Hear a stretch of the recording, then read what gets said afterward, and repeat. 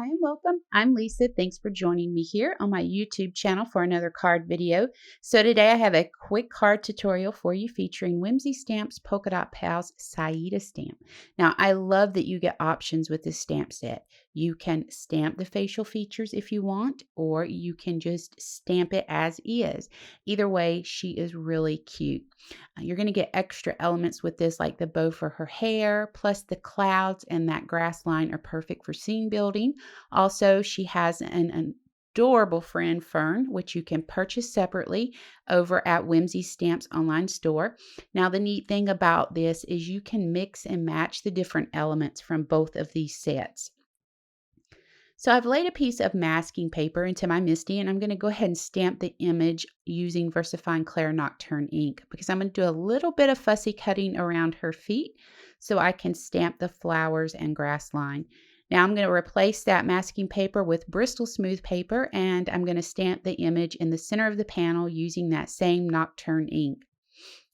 So I'm going to go ahead and mask off her feet, and I'm going to stamp this grass line. Now I wish I had thought about this for a second longer, and she would not be standing on top of a flower. It looks like she was chasing Mr. McOinkers there right through a flower bed and just said, let's stop here. And I just decided, you know what? I'm going to keep going with this. So I decided that Mr. McOinkers needed some wheat in his mouth. So I went ahead and stamped that. And it was so simple. You don't even need to use masking to do that. Recently, I purchased the 96 count Arteza Real Brush Pens, and I decided I would give them a go with this image.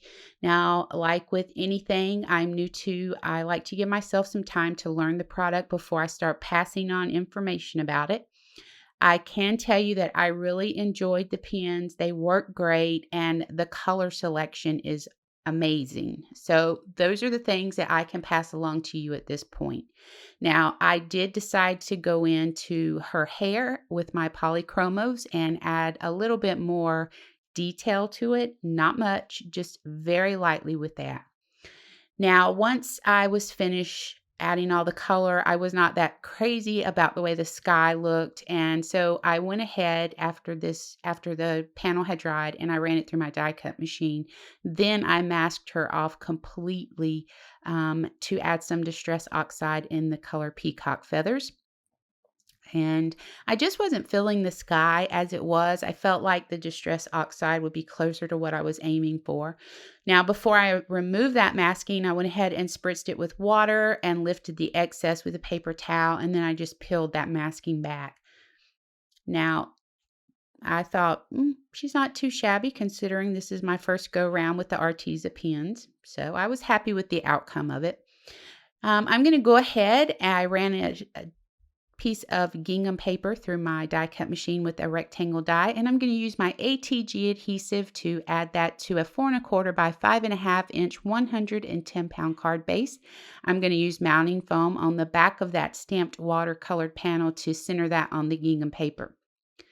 I did decide I wanted to go in and add a few more elements to this, so I stamped the clouds and that bow for her hair, and I'm going to color these up with the Arteza pens and then fussy cut them out.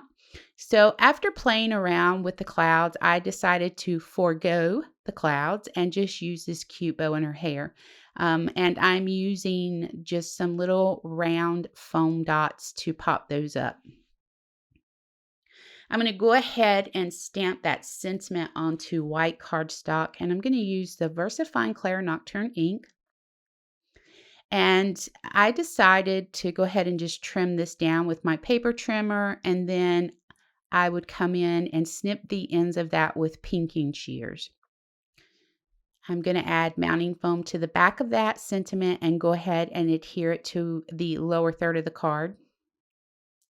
Now, I decided I wanted to add some faux stitching to this card, and I have some Hampton Art calligraphy pens. You can buy them in a pack of 3 at Walmart. And I decided, you know what? I never use those pens. I'm going to try some faux stitching with them. It works great. So if you have these pens on hand, give them a try for faux stitching. I don't recommend running out buying them to do faux stitching, but if you have them, they're great for that. I'm going to finish this off with some enamel dots in black, and then I do believe that brings us to the end of this video.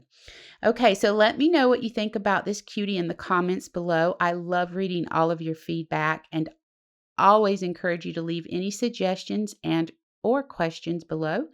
If you want to hop over to the website, you can become an email subscriber to get up-to-date information about what's coming up. I hope you enjoyed joining me today and that you are inspired enough to head into your crafty space and create something amazing. So be sure to click that subscribe button and hit the bell to be notified of new content to the channel.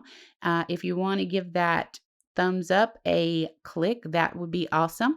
As always, please know how much I appreciate you joining me, and until the next time, keep crafting.